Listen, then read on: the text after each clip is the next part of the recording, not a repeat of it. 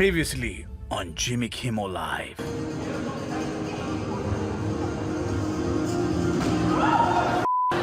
From Hollywood, it's Jimmy Kimmel Live. Tonight, Martin Scorsese, my guests, and music from Chelsea Cutler with Cleto and the Cletos. And now, Jimmy Kimmel!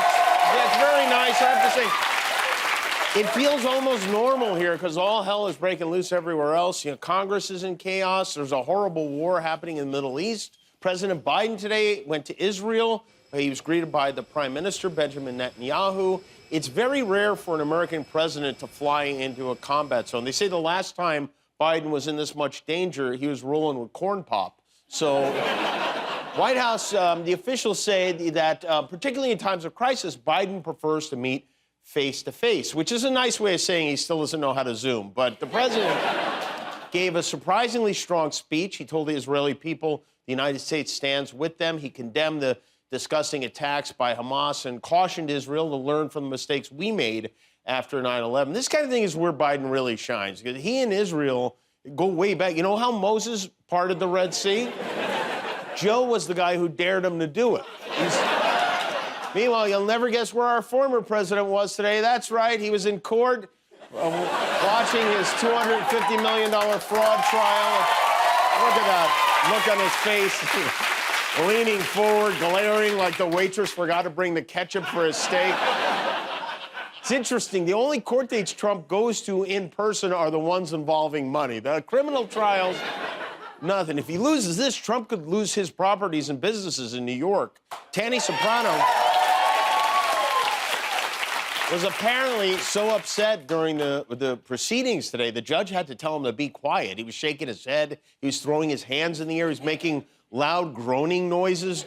Melania had to leave the room. She was worried he might be in the mood. And not only that, he did a particularly vile thing. The judge in the case issued a gag order instructing him not to attack staffers in his court. And still, Trump posted an article that included what appears to be Attorney General Leticia James's home address. He's such a scumbag, you sometimes forget he's a dick, too. But this address was in the body of an article by Laura Loomer, who's a Trump supporter, a conspiracy theorist, a white nationalist, and this season's hottest-selling Halloween mask. Nice lady. But meanwhile, it was another day of disarray in Congress. It's now been 2 weeks since Republicans opened the Matt Gaetz of hell and threw away the key. We are no steps closer to getting a Speaker of the House after yet another vote failed to produce a Speaker. Jim Jordan lost again. He lost by 20 Republican votes yesterday, so he spent the whole night, last night, and all this morning working to rustle up more votes. Today, he lost by 22 votes. But he's not giving up. He's going to keep on going until he loses unanimously. It's funny listening to the Republicans who do support Jim Jordan desperately trying to claim that he will be successful leading the House because he was good at wrestling. Whether on the wrestling mat or in the committee room, Jim Jordan is strategic, scrappy, tough. A man who was an all-state wrestler and wrestling coach and an attorney is a good choice. You don't win national championships in college and be shy about it. He's 156-1 in high school wrestling. He was twice the NCAA wrestling champion. Jim Jordan is somebody who was a statewide and a national figure in wrestling. He's not just a wrestler, Lydia. He's a wrestler. Right, right. If wrestling experience makes you qualified to be Speaker of the House, why not get get Stone Cold Steve Austin in there to be Speaker of the House? But Jim Jordan is adamant about being the guy, even if it means they wind up with nobody. We got to have a speaker, and it can't be some deal with the Democrats. I mean, American people don't want that. We don't? I do. The guy who tried to overturn the election all of a sudden cares what the American people want. Interesting. Here's the thing about Jim Jordan. Every photo you see him in, keep going through these, looks like he's telling you his penis size. It's about this big. It's cute. It's a cute one. Meanwhile, not all Republicans are divided. Look at this duo sitting together, yucking it up. That's the second happiest a man has ever looked sitting next to Lauren Boebert. One idea that's been floated by Republicans and even some Democrats is to give the interim speaker, who, of course, is known for his line of gourmet popping corn, the gavel, while they figure this out. His name's Patrick McHenry. He's a conservative Republican. He's respected by both sides. Put his picture up again, because this guy makes Mike Pence look like Tupac. I mean... Meanwhile, nobody's talking about the obvious choice for speaker, which is the MyPillow man, Mike Lindell. He would be a great speaker. If they work late, he's got pillows for everybody. Well, that's basically it. But pillows, at this point, that might be enough. Can you imagine Mike Lindell sitting behind Biden at the State of the Union, chewing on his mustache and clapping like a seal? It would be great, right?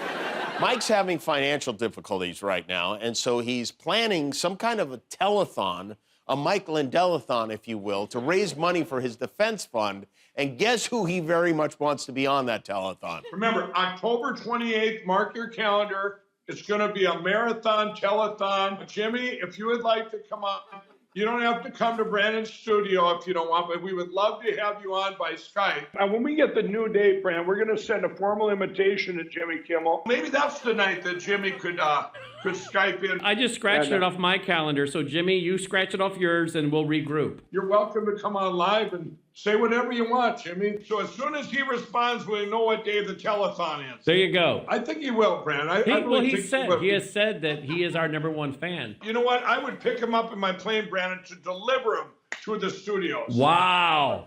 Wait a minute. Wow. You still have a plane? How is that possible? I love you, Mike, but I'm sorry, I'm not going to be part of a telethon for anyone who has a plane. By my plane, he means a Spirit Airlines flight out of Burbank, right? Who let all these people on my plane? I hope whoever flies his plane isn't the same person who runs his website, because if it is, he'd better start selling my parachutes, too. I was trying to find the bath sheet towels. Just put in towels, and I'll show you where the bath sheets are. All right, towels. Liz, our mutual friend Liz texted me. She wants to know where they are. Keep scrolling, keep scrolling, keep scrolling, keep scrolling, keep scrolling, keep scrolling. I don't see it. Somebody help me here. Bath mats, washcloth, hand towels, bath wrap, beach towels, cooling towels. That's a good question. I just seen them. Click on the towels themselves and go down to the bottom of them. Click on the bath towels. Individual My Towels. Go click over there. Okay, now, and see what no, those aren't it either. You put it in the search engine, they didn't come up, huh? Correct. No, I don't know. We'll find them. Okay. The computer genius. The man who blew the lid off the crooked voting machines can't find his own bath towels on his website. Taylor Swift has the 5th biggest movie of the year already. Taylor Swift is a phenomenon, the likes of which we have not seen since maybe Elvis Presley. Every time this woman goes to a football game just to see her boyfriend play, the ratings go up, way up. So up, in fact, that other sports now are trying to get some of this Taylor Swift action for themselves. Hi, I'm Ron Kowalski, Commissioner of the Professional Bowlers Association. Times have been real tough lately at PBA. Viewership is low. Seems like nobody cares about bowling no more. Taylor, if you're watching, could you please find it in your heart to date a pro bowler? We got some real swell fellows on the circuit. Take this kid, for example. Kyle Afrofish Troop. The K-Man set the single-season earnings record in 2021, owns 13 regional tour titles. He's a heck of a snappy dresser, and golly, watch him pick out that throw. But hey, maybe you're looking for someone a bit more mature, like DJ Tubby Archer. Sure, he works up a sweat, but Tubby has the softest hands in the whole darn league. Shaking his hand is like petting a baby chinchilla. Or if that ain't your speed, how about Saginaw, Michigan's own Tom Smallwood? He's a 2-time winner of the Steve Nagy Sportsmanship Award. And don't let his last name fool you, Tom's got a big one. I seen him in the shower one time, and holy baloney, you wouldn't believe it. So please, Taylor, throw us a bone, would you? We hope one of these gentlemen is up your alley, if you know what I mean. That's just a little bowling humor. The Professional Bowlers Association, please save us. We're dying here. Well, I hope she thinks about it because they can use a little of that Taylor magic. It's unprecedented in theaters all over the country. I don't know if you've been to the theater. Hundreds of thousands of hysterical fans are losing their minds. They're screaming and dancing for this movie Martin Scorsese has coming out. It's really Martin remarkable. Scorsese. Oh, my God. Martin Scorsese. Oh, my God. He finally said Martin Scorsese. He's finally going to shut up about the news and talk about Martin Scorsese. Let us see Mr. Scorsese right now, or we will literally die. Well, what is it? Easy, guys. What is this, the Eugene Levy fan club we have here? No, he's great, but no. We are Martin Scorsese super fans, a.k.a. Martys. Martys? Yeah. And all Martys have three things in common. Bushy eyebrows, thick black glasses, and a profound love for the magic of cinema. Well, you're in luck. Mr. Scorsese will be out here in a minute, so thank you for coming. God. Wow. Man, I'm sure he's planning an incredible entrance right now. I bet he'll glide in through the back door and the green room and out into the studio all in one perfect tracking shot. Oh, my God. If I so much as catch a glimpse of a Steadicam, I'm gonna freak! Okay, guys. I don't think we've ever had this kind of reaction for a director before, but thank you for coming. Wow, okay. Rude. Calling Martin Scorsese a director is like calling Mountain Dew Code Red a soda. Yeah. Okay.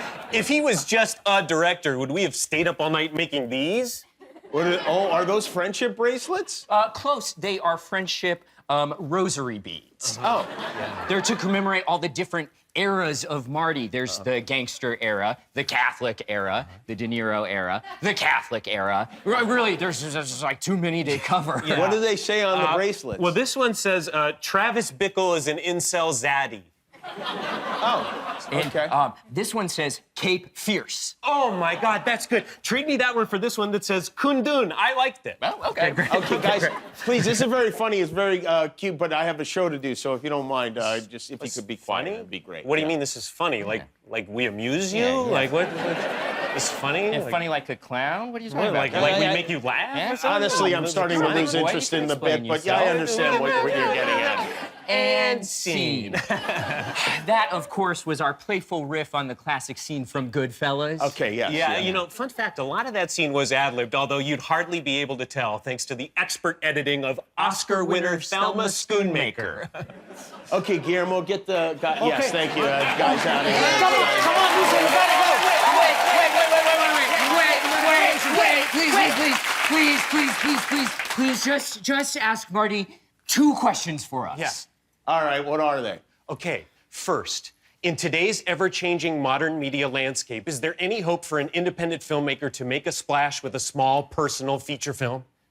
Yeah, no, I'm not going to ask him that. Is there another question? Yeah, is it true that he's dating Jason Kelsey? No, it's time to go, guys. I think you're thinking of a different We're pressing for Scorsese! We're pressing for Scorsese!